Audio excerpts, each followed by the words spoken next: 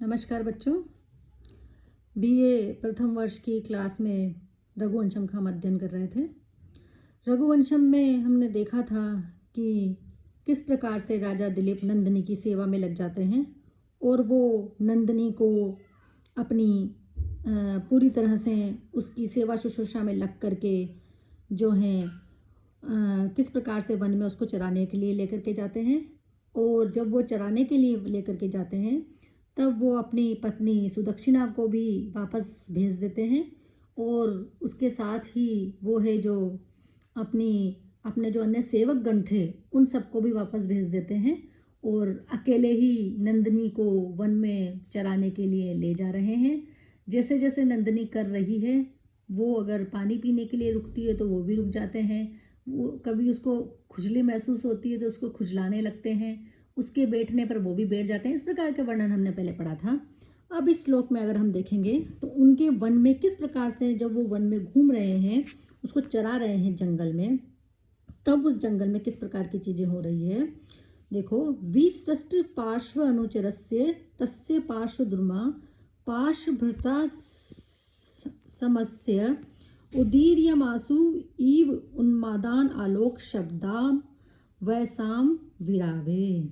देखो क्या बताया गया है कि वन में जितने भी जो भी वृक्ष हैं या जो पक्षी हैं सब जो हैं राजा का स्वागत कर रहे हैं, क्योंकि वो राजा हैं। वहाँ पर उनका स्वागत करने के लिए अब कोई उनके सेवक नहीं बचे हैं जो उनकी जय जयकार करें, किंतु फिर भी ऐसा प्रतीत हो रहा था जैसे कि जो वहाँ के जो पेड़ थे उन पेड़ों में जो पक्षी थे वो पाश धारण करने वाले जो वरुण हैं उनके समान जो दिलीप लग रहे थे। ऐसे राजा दिलीप का जयकार के शब्दों के द्वारा उन जो पक्षियों का कलरव हो रहा था, वो कलरव ऐसा लग रहा था मानो वो राजा दिलीप की जय जयकार कर रहे हों। विश्रष्ट पार्श्व अनुचरस्य, पास में ही विद्यमान अनुचर सेवकों को लौटा देने, विसृष्ट यानी वापस लौटा दिया। जिन्होंने अपने पास के जो सेवक थे, निकटवर्ती जो सेवक थे, उन सेवकों को वापस जिन्होंने लौटा दिया। पाशभृता समस्य, पाशभृता वरुण के समान, वरुण को पाशभृता ऐसा कहा जाता है कि वरुण 6 पाश धारण करते हैं, तो पाशभृता के समान कौन थे यहाँ? राजा दिलीप। कि पाश को धारण करने वाले वरुण के समान जो राजा दिलीप थे वो उनके लिए उदीर्य मासूर इव उन्मादा आलोक शब्दम वैसाम विरावे, कि उनके लिए जो वैसाम जो पक्षी थे जो कि वहाँ पर पार्श्वद्रुमा पास के पेड़ों के जो पक्षी थे वो विरावे अपने शब्दों के द्वारा, यानी कि अपने शब्दों के द्वारा आलोक शब्दम जे उदार्य मासु, मानो उनके आलोक शब्द से मतलब होता है जय जयकार, तो कि वो मानो आलोक शब्दम उदार्य मासु, मानो वो अपने कलरव के द्वारा, अपने शोर के द्वारा उनका जय जयकार कर रहे हैं। कहने का तात्पर्य ये है कि राजा दिलीप ने उनके जो सेवक वगैरह साथ में चलते थे वो तो उनका जय जयकार करते थे, लेकिन राजा दिलीप ने सबको लौटा दिया है। उसके बावजूद भी पास में जो पार्श्वद्रुमा पास के जो वृक्ष हैं उन वृक्षों पर जो पक्षी हैं और वो राजा दिलीप किसके समान लग रहे हैं यहाँ? पाशभृता, पाश को धारण करने वाले वरुण के समान, मतलब वो देदीप्यमान है, ओज से परिपूर्ण है। ऐसे राजा दिलीप की जो पास के जो पेड़ों पर जो पक्षी बैठे थे वो उनकी अपने विरावे अपने कलरवों के द्वारा मानो उनके लिए आलोक शब्दम उदर्य मासु, उनके लिए आलोक शब्द कह रहे हैं। आलोक शब्द से तात्पर्य है कि उनका जय जयकार कर रहे हैं, अर्थात यहाँ पर राजा दिलीप का अतिशय प्रभाव है कि उनके प्रभाव में आकर के वन के पक्षी तक जो पेड़ों पे बैठे हुए हैं उनका स्वर भी ऐसा लग रहा है मानो वो उनका जय जयकार ही कर रहे हों। आगे देखो बच्चों, मरुत प्रयुक्ताश्च मरुत सखाभम तम अर्च्यम आराधभिर वर्तमानम अवाकिरण बाल लता प्रसूने आचार लाजे रीव पोर कन्या। देखो, पूरे वन का जो वातावरण है वो राजा दिलीप का स्वागत करता हुआ सा प्रतीत हो रहा है। ऐसा यहाँ पर बताने का प्रयत्न किया गया है कि अभी तो ये बताया था कि किस प्रकार से वन के पक्षी जो हैं उनका जय जयकार कर रहे हैं।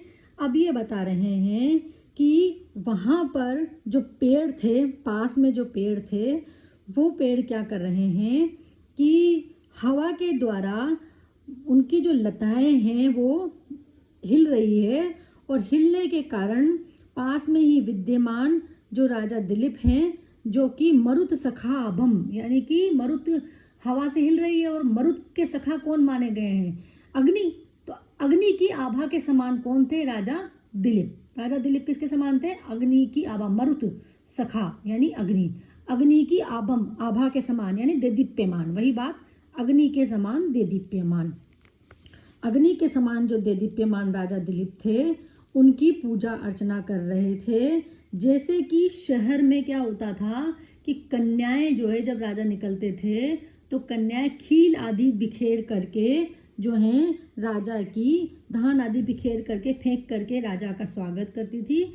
उसी प्रकार उस वन की जो लताएं हैं वो पुष्प बिखेर करके उस अग्नि के समान देदीप्यमान राजा की मानो पूजा अर्चना कर रहे हों, उनके ऊपर पुष्प वर्षा के द्वारा मानो धानों की वर्षा कर रहे हों। मरुत प्रयुक्ताश्च, हवा के द्वारा प्रयुक्त किए गए, मरुक्त सखा आभम, जो कि मरुत सखा यानी कि अग्नि के समान आभा वाले, तम अर्च्य आराध भी, उनकी अर्चना के लिए पास में ही विद्यमान और हवा के द्वारा प्रयुक्त किए गए कौन? जो कि पास में ही विद्यमान कौन थे? जो कि बाल लता, जो कि छोटी छोटी पेड़ों की लताएं वगैरह थी, वो पोर कन्या, जैसे कि शहर की कन्याएं आचार लाजेयु, आचार लाज यानी कि खील आदि, धान आदि बरसाती हैं उनके ऊपर, उसी प्रकार वो प्रसूने यानी कि पुष्प बाल लताएं क्या कर रही थी? प्रसूने अवाकिरण, पुष्प उनके ऊपर बरसा रही थी, उनके ऊपर पुष्पों की वर्षा कर रही थी। कहने का तात्पर्य यही है कि मरुत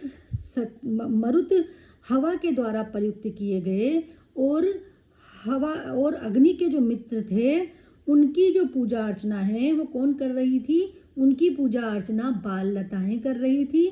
कैसे कर रही थी? जिस प्रकार की नगर में जहाँ से भी राजा गुजरते थे वहाँ पर नगर की कन्याएं उनकी पूजा अर्चना करने के लिए उनके ऊपर खील और धान आदि बरसाती है। उसी प्रकार यहाँ भी जो बाल लताएं हैं जंगल में, छोटी छोटी जो लताएं हैं, वो उनके ऊपर पुष्प वर्षा रही है, और पुष्प वर्षाने के रूप में मानो नगर की कन्याएं उनके ऊपर खील बरसा करके उनका स्वागत कर रही है। कहने का तात्पर्य ये है कि राजा दिलीप के ऊपर बाल लताएं मंगलाचरण के रूप में खीलों की वर्षा कर रही है, पुष्प वर्षा करके, पुष्प मानो वो धान हो। तो राजा दिलीप हालांकि अभी वन में हैं, किंतु वन में होने के पश्चात भी उनके ऊपर और उनके साथ वही सब कार्यक्रम हो रहे हैं जो कि शहर में उनके लिए किए जाते थे। कि जिस प्रकार से शहर में उनका जहाँ से भी वो गुजरते थे तो उनका जय जयकार होता था, और उनके साथ जो सेवक चल रहे होते थे या फिर जो भी नगर के निवासी आसपास होते थे वो उनका जय जयकार करते थे। तो यहाँ पर उसी प्रकार से जो पक्षी हैं, पास में जो उनके पेड़ हैं, जंगल है, जंगल में पेड़ होंगे, पेड़ों में जो पक्षी विद्यमान हैं उनका स्वर ऐसा लग रहा है मानो वे राजा का जय जयकार कर रहे हों। और इसके अलावा दूसरी बात ये बच्चों कि वहाँ पर जिस प्रकार की नगर में जब राजा निकलते थे तो वहाँ कन्याएं जो है मंगलाचरण के रूप में, राजा की पूजा के रूप में, राजा की आरती उतारने के रूप में, राजा की सेवा के रूप में वो धान वगैरह जो खील जो होते हैं ना, वो धान होते हैं, उनको फेंक करके राजा दिलीप का स्वागत करती थी जब वो निकलते थे। उसी प्रकार यहाँ भी वन की जो लताएं हैं वो पुष्प बरसाकर मानो पुष्प ना होकर वो धान ही हों। इसी प्रकार से नगर के समान ही यहाँ भी राजा दिलीप का स्वागत हो रहा था।